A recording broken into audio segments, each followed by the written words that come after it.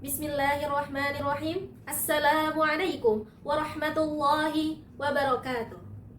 Innal hamdalillah nahmaduhu wa nasta'inuhu wa nastaghfiruhu wa na'udzu billahi min syururi anfusina may yudlihillahu fala mudhillalah wa may yudlilhu fala hadiyalah. Asyhadu an la ilaha illallah wa asyhadu anna Muhammadan abduhu wa rasuluh. Qala rabbi shrah li sadri wa yassir li amri wahlul 'uqdatam min lisani yafqahu qawli, amma ba'du. Pertama-tama dan yang paling utama, marilah kita panjatkan puji syukur kita kehadirat Allah Subhanahu wa Ta'ala yang telah memberikan kita beribu-ribu nikmat, yang telah menciptakan perempuan dan laki-laki, yang telah menciptakan siang dan malam, langit dan bumi, aku dan kamu. Salawat serta salam marilah kita curah limpahkan kepada suri tauladan kita, baginda alam, yakni Habibana wa Nabiyana wa Muhammadin sallallahu alaihi wasallam.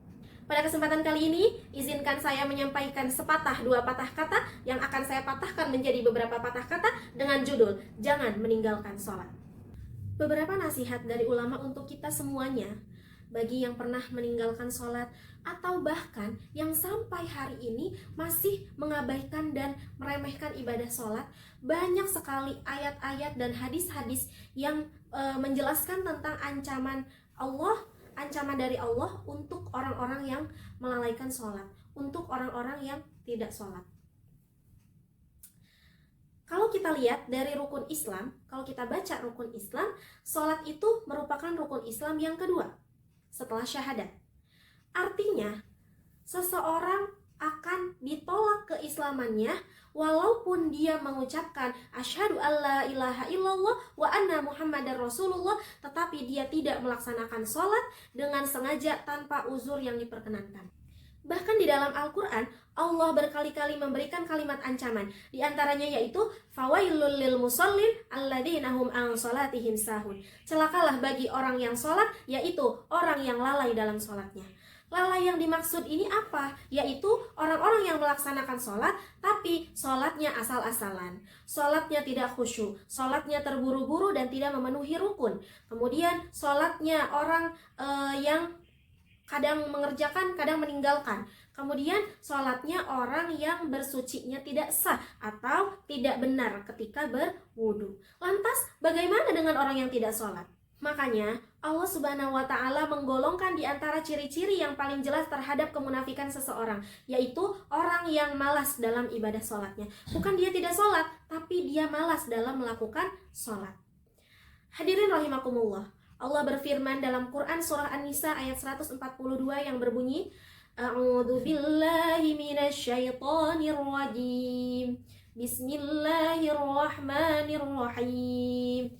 Innal munafiqina yukhadi'una Allah wa huwa khadi'uhum wa idza qamu ila sholati qamu kusala yura'una an-nasa wa la yadhkuruna Allah illa qalila. Al-ayah, sadaqallahul azim. Yang artinya, sesungguhnya orang-orang munafik itu hendak menipu Allah, tetapi Allah membalas tipuan mereka dengan membiarkan mereka larut dalam kesesatan dan penipuan mereka. Apabila berdiri untuk sholat, mereka melakukannya dengan malas dan bermaksud riya di hadapan manusia. Mereka pun tidak mengingat Allah kecuali sedikit sekali. Mungkin kita melaksanakan sholat, tapi apakah sholat kita termasuk bermalas-malasan? Jangan-jangan kita termasuk orang yang sahun, orang yang lalai dalam sholat. Jangan-jangan kita termasuk orang yang kusala, orang yang bermalas-malasan walaupun kita melakukan ibadah itu. Seandainya kita termasuk orang yang lalai atau orang yang bermalas-malasan dalam sholat, na'udzubillah, berarti masih ada kemunafikan di dalam hati kita. Tertolak iman dan Islamnya di sisi Allah Subhanahu wa Ta'ala. Hadirin rahimakumullah, sholat adalah satu-satunya ikatan antara kita dengan langit, antara Tuhan dengan hambanya. Sehingga ketika kita meninggalkan sholat satu kali saja, berarti kita telah memutuskan ikatan kita dengan Allah. Lalu bagaimana kita akan mendapatkan pertolongan dari Allah ketika kita membutuhkan bantuan, sedangkan kita tidak punya ikatan apa-apa dengan Allah?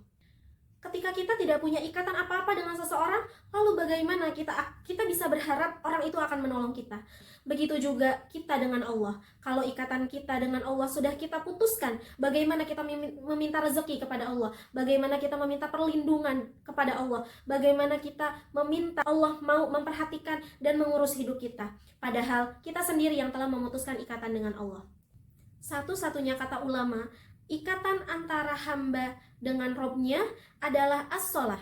Siapa yang meninggalkan sholat secara sengaja tanpa alasan yang diperbolehkan oleh agama, maka berarti dia telah memutuskan urwatul wuthqa, ikatan dengan Allah Subhanahu wa Ta'ala.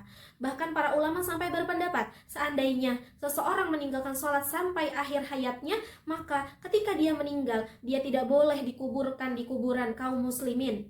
Dia tidak boleh disolatkan oleh ulamanya kaum muslimin, kecuali oleh keluarganya sendiri.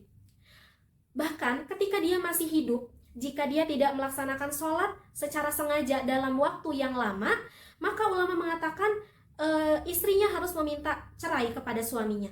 Seandainya dia suami, maka suami itu harus menceraikan istrinya. Kenapa? Tidak halal bagi seorang perempuan mukminah menikah dengan laki-laki yang meninggalkan sholat. Menurut sebagian ulama, orang yang sengaja meninggalkan sholat tanpa uzur syar'i atau uzur yang diperbolehkan, maka dia telah murtad, telah keluar dari Islam, walaupun ini bukan pendapat seluruh ulama, ini hanya sebagian pendapat saja. Tetapi ini menunjukkan bahwa betapa bahayanya meninggalkan sholat.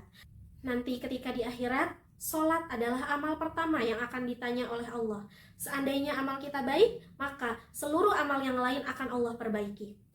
Begitupun sebaliknya, seandainya sholat seseorang itu rusak, maka amal-amal yang lain pun akan ikut rusak bersama dengannya. Sholat merupakan salah satu amalan ibadah yang tidak boleh kita tinggalkan apapun alasannya. Kita boleh tidak membayar zakat jika kita tidak mampu. Kita boleh tidak berhaji jika kita tidak mampu.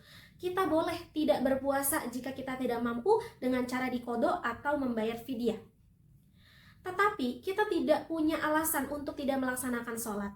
Jika seandainya kita sedang menjadi musafir, sedang di perjalanan, kita tidak bisa sholat, maka bisa dijamak sholatnya. Jika kita tidak bisa sholat ke masjid karena hujan, badai, dan lain seterusnya, kita bisa melaksanakan sholatnya di rumah. Jika kita sedang sakit, kita tidak bisa sholat secara berdiri, kita bisa melakukannya dengan cara duduk atau berbaring. Mengapa demikian? Saking pentingnya ibadah sholat. Hadirin rahimakumullah, Allah itu gak mau kita memutuskan hubungan kita dengan Allah. Orang yang meninggalkan sholat artinya dia sudah memutuskan hubungannya dengan Allah.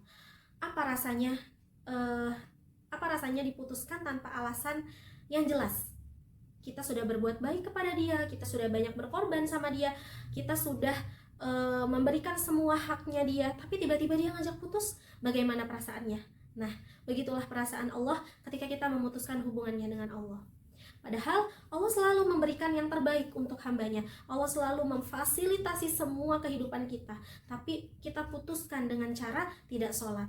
Nah, mudah-mudahan kita semua tidak termasuk golongan orang-orang tersebut.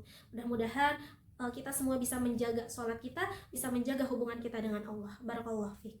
Demikian yang dapat saya sampaikan, kurang dan lebihnya mohon maaf. Wassalamualaikum warahmatullahi wabarakatuh.